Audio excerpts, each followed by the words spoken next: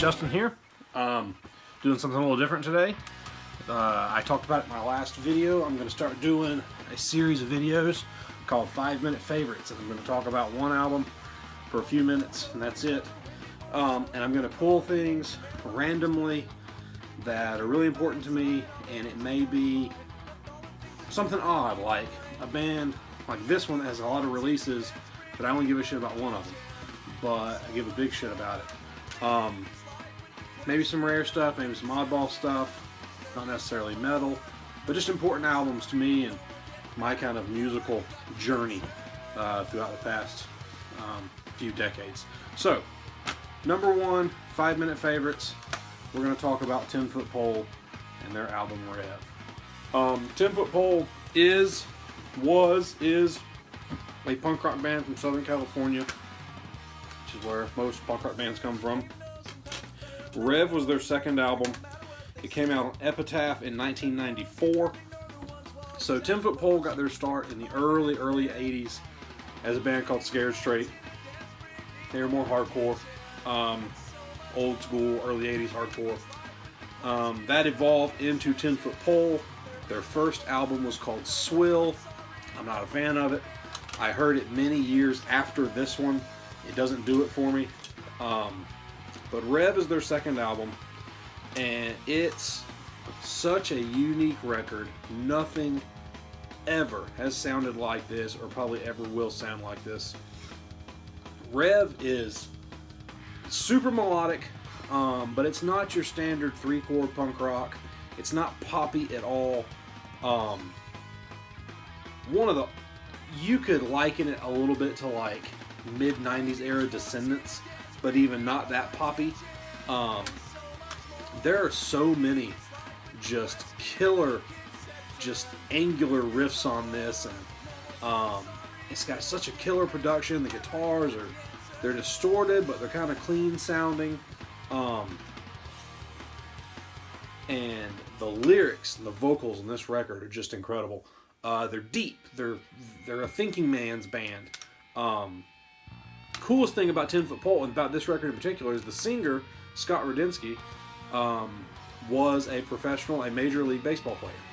And he left after this album because his career as a Major League Baseball player was really starting to take off.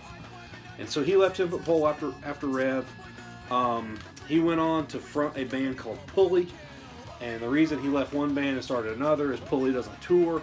10 Foot Pole was doing a lot of touring, and he couldn't tour with his baseball schedule. So I read. He went on to play for several teams. He got into coaching, and I think he still works in coaching somehow in Major League Baseball. Regardless, after this, their guitar player, who's an original member, started singing for the band.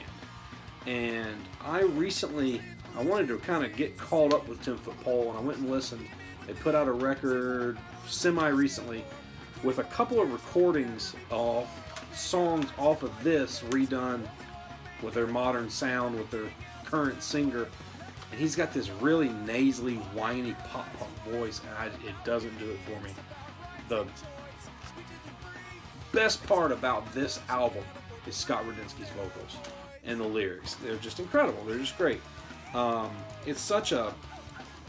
It's not a harsh record. It's not a particularly fast or slow record. It's not an in-your-face record. It's thinking man's punk rock. So a little history. When I was 14, 15, somewhere in there, I had made some friends, and we started playing guitars together and skateboarding together. And one day, this group of friends brought over another friend, and the other friend was a little bit older than me, and I had a mini ramp in my backyard, and we were skating on it, and we had the stereo out there, and his name was Dusty, and Dusty brought this over on cassette tape, and we listened to it on my little boombox over and over again, and I fell in love with it, and he left it at my house, and I don't think he ever got it back. Whatever happened to that tape, I don't know. I had it for years, ended up getting rid of it, don't know what happened. Bought this on CD along the way. I've never picked up an LP copy. I need to do that. But so Dusty, I'm sorry if you're out there. I had your 10 Foot Pole Rev tape, but it was a game changer. This is one of those that You know, if there's 20 CDs to go in my casket with me when I'm buried, this would be one of them. All-time favorite. It's just a perfect record.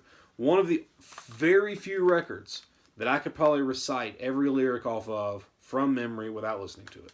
I know it backwards and forwards. It's a very special record to me, and if you like it, let's talk about it. Talk to you guys later.